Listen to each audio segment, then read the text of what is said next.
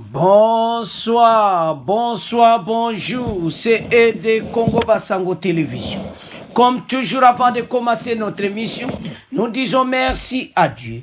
Nous disons merci à nos chers abonnés et téléspectateurs qui nous suivent partout dans le monde et en RDC. Bande Koranga, soyez les bienvenus. L'émission Nabiso, autre sur l'ensemble, la situation politique, Namboka Nabiso.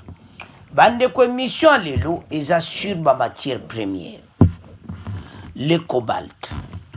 Bande ko boko yoka ne émission moka ba français bazolo ba sur cobalt ya RDC. Ndenge ni RDC simbi monde. Documentaire wana ba laksa ki on a Suisse, ba laksa na ba pays belé na RDC ba laksa documentaire ndenge ni mboka na biso. Toko Simba Mukili à partir de 2030. À partir de 2030, baolinga bakar nyo seza l'électrique. Oze suma kamba pétrole, teo ma jude komi likambo ya nini mabanga. Mabanga ngompe na se ambo na mboka na biso sila kati. Alors, ba occidentaux ba ebi oyo biso tozolinga to produit. Mais il y a un complot qui se passe. Mais complot wana na yebete toko longa yango. Cobalt RDC, l'envers d'un rêve électrique. Voilà pourquoi la RDC est menacée. Ce documentaire est le fruit de 3 ans d'investigation des réalisateurs journalistes Armand Boyokape, Charmant Adman et Quentin Neuf la liste sur l'impact de la filière cobalt en RDC et les conséquences de la politique européenne en matière d'évolution du secteur automobile. Europe bazako évoluer na bakar électrique. Basi badjwa ki na Union européenne na ba américaine décision.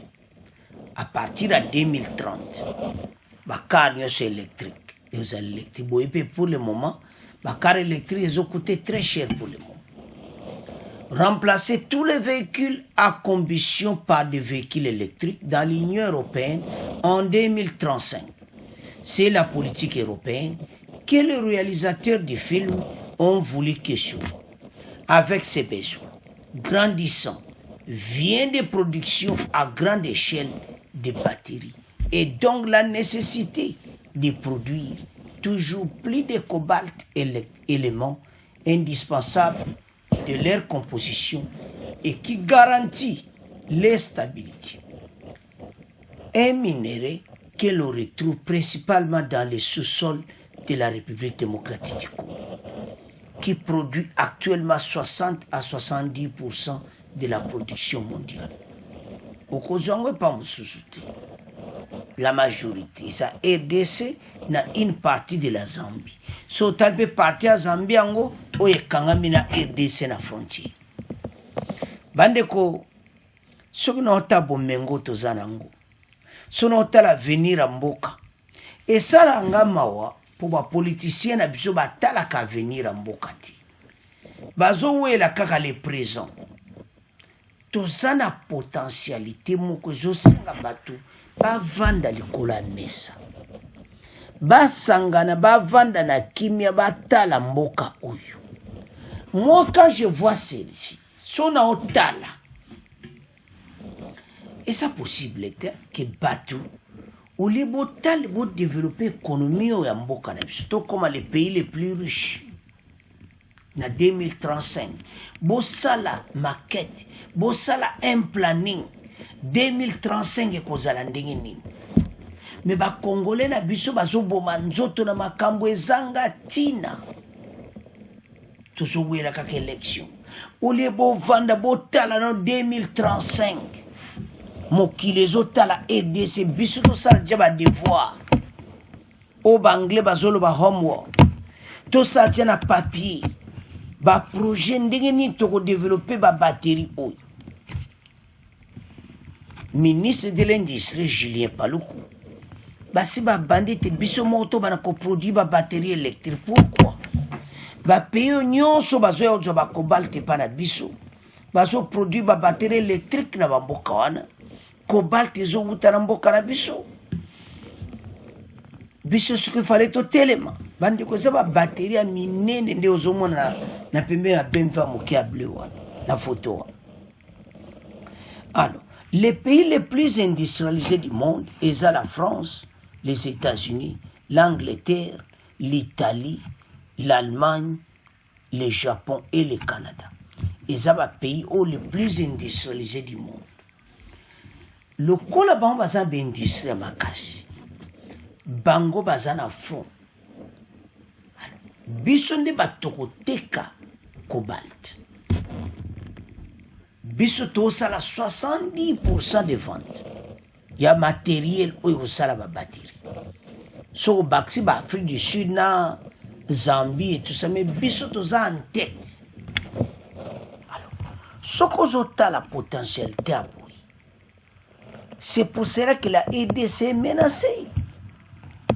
Intégrité territoire est menacée. Ba voisin baza motema mabe. Mais avant de continuer, tu as un extrait oyo. Bon, tu développer mission la biso. Réalisé avec Quentin Noirfalis, ce documentaire dont parle à l'instant Tim, Cobalt, l'envers du rêve électrique, allusion à la voiture électrique, car sans ce minerai, sans le cobalt, pas de voiture électrique. C'est un documentaire, Arnaud Zeitman, que vous avez tourné en grande partie en République démocratique du Congo, puisqu'il faut préciser que c'est en RDC qu'est extrait l'essentiel de la production mondiale de cobalt. Absolument, 70% du cobalt mondial provient des mines congolaises, principalement des mines industrielles, mais aussi pour 1/5 des mines artisanales. Et ce cobalt est évidemment très très important pour le développement des voitures électriques. Oui, toutes les grandes marques de voitures sont en ce moment en train de passer à l'électrique, donc on comprend bien l'enjeu de ce minerai. Vous êtes intéressé aux conditions d'extraction du cobalt, mais aussi à la corruption qui gangrène ce secteur, d'où la question de Tim. D'abord, qu'avez-vous pu constater et est-ce que vous avez pu travailler dans de bonnes conditions ? On a constaté évidemment que c'est un secteur qui est extrêmement corrompu et le secteur est encore affecté par l'héritage des deals qui ont été faits sous le règne de l'ancien président Joseph Kabila et notamment tout ce réseau qu'il y a eu avec son partenaire en affaires Dan Gertler, tous ces deals qui auraient dû être totalement remis à plat. Mais finalement, tout ça s'est fait sans aucune transparence, et donc certains de ces contrats perdurent. Alors, pour savoir comment est-ce qu'on a pu travailler, non, on n'a pas été inquiété. Il a fallu s'armer de patience pour accéder aux mines artisanales. Il fallait de nombreuses autorisations qu'on a obtenues. Et en revanche, pour accéder aux mines industrielles, et notamment celles de Glencore, là, c'était impossible. Par contre, on a bénéficié d'une visite de l'OCDE qui a eu lieu en 2019, et à l'occasion de laquelle on a pu tourner. Il y a eu de nombreux officiels qui, à cette époque, se sont rendus à Kolwezi pour un grand forum afin d'essayer de mettre un peu d'ordre dans la filière. Et à cette occasion, on a pu tourner notamment dans les mines industrielles de Sicomine, une des entreprises chinoises. Il faut savoir que les Chinois sont très implantés, évidemment, dans ce domaine, à la suite d'un accord qui avait été signé il y a maintenant plus d'une dizaine d'années entre la Chine et le Congo. C'était aussi compliqué, il faut dire, de travailler en aval sur tout le secteur de la transformation du cobalt, qui est un secteur très mystérieux qui se fait en Chine. Là, on n'a pas eu d'accès. Et puis au niveau des constructeurs automobiles, Volkswagen aussi, à force de patience, on a réussi à obtenir une interview avec une personne clé chez Volkswagen qui s'occupe d'essayer d'assurer la traçabilité du cobalt, parce que c'est vraiment ça l'enjeu, quoi. Que se passe-t-il entre le moment où le cobalt sort de la mine congolaise et le moment où il est vendu dans une batterie à un consommateur en Occident généralement. Donc c'est tout cet enjeu de la traçabilité qui est crucial. Et là, c'est vraiment très difficile. Et on a même obtenu donc chez Volkswagen quelqu'un qui est en charge de contrôler cette filière, qui nous dit, écoutez, c'est très compliqué. Oui, on fait ce qu'on peut, mais les acteurs changent. Il y a plusieurs intermédiaires. Donc c'est très compliqué d'avoir une visibilité sur la totalité du parcours du cobalt. Un documentaire à voir et que je conseille vivement à tous ceux qui nous écoutent. Documentaire diffusé la semaine dernière à la télévision belge et la télévision suisse. Pourra-t-on le voir prochainement sur un bouquet diffusé sur le continent africain? Écoutez, il y a une version en tout cas qui sera diffusée chez vos partenaires de France 24, oui. En principe en début d'année prochaine. Très Donc bien. à ce moment-là, les spectateurs en Afrique au rendez-vous, pourront le voir. évidemment. Bandeko tolandi biso nyonso ozomona clairement ete mboka eza menacé mpona bamatière première tolandi wana balobi filme wana balakisaki ontia na bapays européen ndeni RDC moto asima solo. Alors lokola biso tosima solo batangi bato lokola ex-président Kabila batangi bakoro bango basalaka kala badanclaire bakoro ebele eza change faci achange babiloko ebele. Alors lokola réseau moko eza na kati wana ezosenga ke pasi tolandi biso nyonso batangi ex-président Kabila sikoyo ezomona ke na réseau oyo bango basala mpe bakor mosusu na Dan Jetler mais bayo se retrouve ke makambo bakobalt mpe eza na kati balo mena gouvernement toyebi ete Dan Jetler asi atikaki babiloko na biso ebele baminere na biso baza koefase babiloko ya nyonso mpo gouvernement oyo eavance na makambo ya kitoko. Sikoyo ndenge batangi ex-président Kabila na Dan Jetler eza bazomona keleka moko ezalaki mpe flou wana na bakoro bango basinyaki. Sikoyo gouvernement sika il faut basala effort tosala déjà baplanning 2035 ezoya soki eloko moko akala oyo ya gouvernement ex-président Kabila eza na kati ya makambo oyo eza clair te gouvernement sika balongola yango parce que ntango batangi ja Dan Jetler na ex-président Kabila c'est-à-dire baaccord na bango basalaka toyebi ete Dan Jetler arenonsaki nyonso mais bazomona ke filière moko eza na kati wana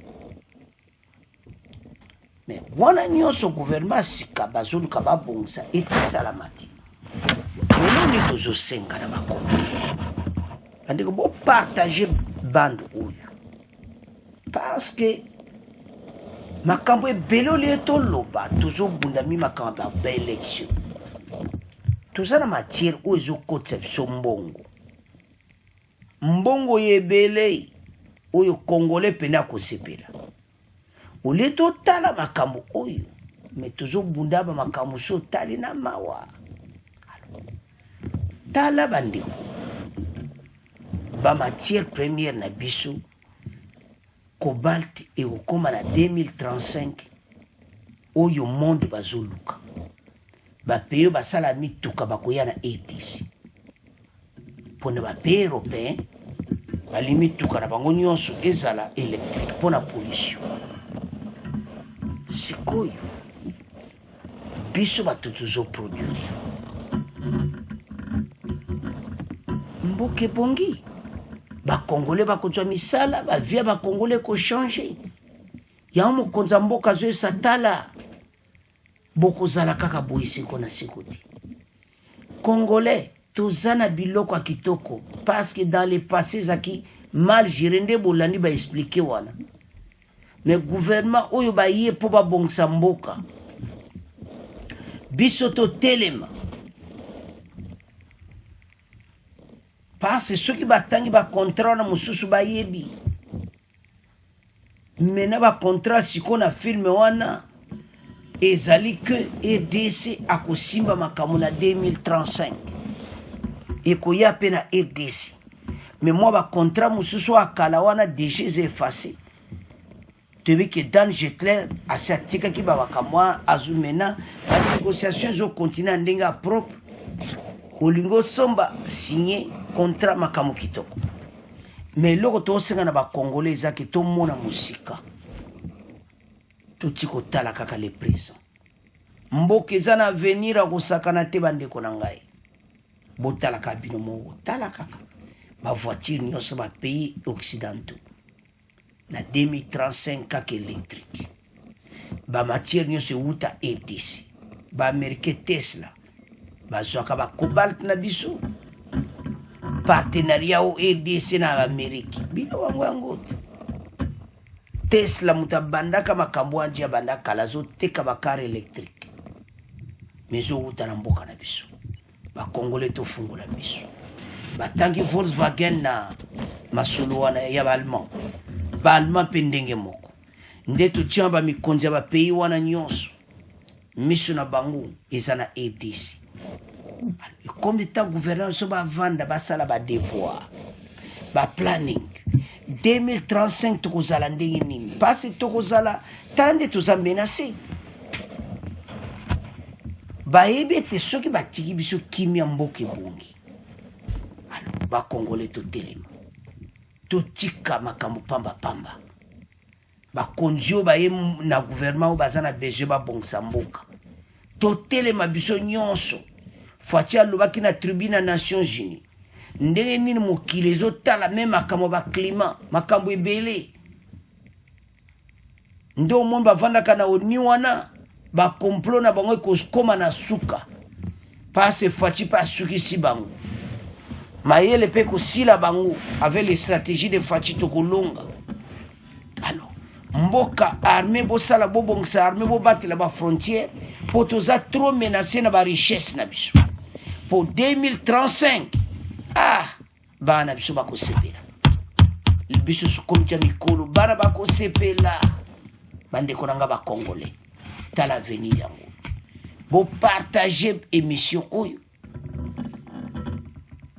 ete biso nyonso esunga bakongolais bayeba ke 2035 mboka ekozala mboka moto yebi te bamisala pamba alors c'est à ce point de comment clôturer mission na biso bo abonner massivement na RD Congo Bassam. Au revoir, à la prochaine.